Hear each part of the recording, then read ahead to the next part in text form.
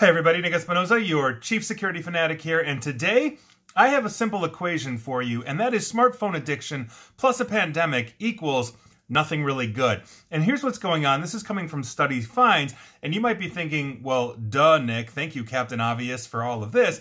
But I think it's important to understand that while we make assumptions on these things, it's really important to have evidence to back it up, to basically confirm, to make sure that we aren't just have a gut feeling on something and it ends up being demonstrably false. So now we've got data, now we're going to talk about it, and here we are. Now, smartphone addiction obviously was a common problem before 2020 and the pandemic, but a new study finds that constantly scrolling through your mobile device is actually making the pandemic feel worse for many people. Now, researchers in Germany found that basically too much smartphone use during COVID-19 leads to things like poor self-control, increased fear of missing out, known as FOMO, and repeatedly dwelling on negative news. Over the last 2 years, the study found basically cell phone use had skyrocketed as the world is dealing with the ongoing changes in basically all of our daily lives. The authors of this study were hopeful that their work could help produce new strategies for reducing smartphone overuse. Now, researchers put together an online survey encompassing 516 adult smartphone users. The poll conducted between April and May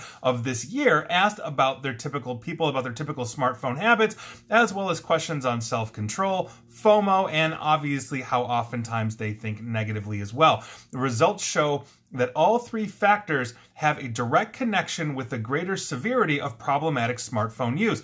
While the observational study cannot pinpoint an exact cause for this, and I'll get to that in a moment, researchers add that the data suggests all four factors may play off each other to create a larger problem for mobile phone users. In other words, you're creating this vicious cycle for yourself. For example, fear of missing out or FOMO can play directly into a person's low sense of self-control, leading to problematic smartphone use, as well as other things that they didn't mention, like other addictions, alcohol, drugs, etc., etc. Moreover, a tendency towards repetitive thinking appears to have a strong relationship with the fear of missing out and excessive smartphone use as well. Most of the survey's participants were actually young women, so scientists would like to see a much larger and broader research on this topic involving a larger and more diverse population. They add that since the survey took place during the pandemic, it's also possible that many of these participants' quote, sense of control scores are already lower than they would be normally. Now, despite those, for lack of a better term, minor drawbacks, the authors conclude that the findings generally support their hypotheses that loss of control contributes to problematic smartphone use. So the question is then, how can we basically avoid this digital negativity? Now, what they're recommending is you pick up more physically engaging activities like exercise and also mental health techniques such as mindfulness training and stuff like that. What I think they're not mentioning here, and again, they're not trying to pinpoint this, but it dovetails with other research by Jean Twenge, Jonathan Haidt, and some others as well, is that we now have, thanks to the Facebook whistleblower,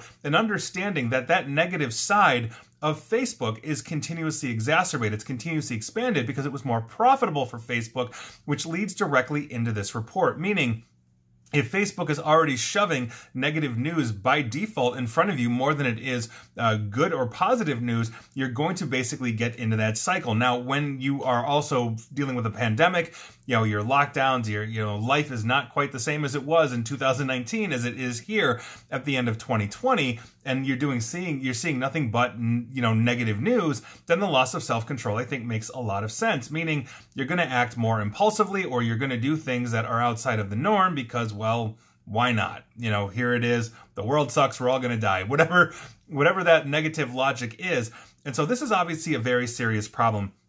I think it's not just the smartphone use that's the issue. I actually think if they were actually to dive into this, I think that they would find more of a correlation with with social media than actual smartphone use. Meaning, if I didn't have something on my smartphone that required me to check it every 5 seconds to see if I got a like, a comment, a message, or whatever, I probably would not be picking up my smartphone nearly as much. And I think that's something that really needs to be dived into as well to get that kind of evidence to prove what we all basically say, I don't know it for a fact, but I know it to be true, kind of in our gut. Well, gut checks aside, I want the evidence, I want the empirical data.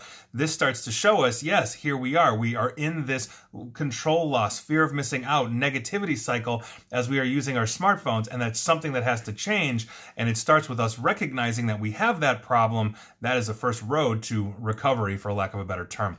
And please like, share, follow me here on Facebook and Twitter at NickAESP, although not on your smartphone, obviously, but I'm sure many of you are. And also feel free to subscribe to me at YouTube as well. And as always, stay safe, stay online, and please stay private. Thanks, everyone.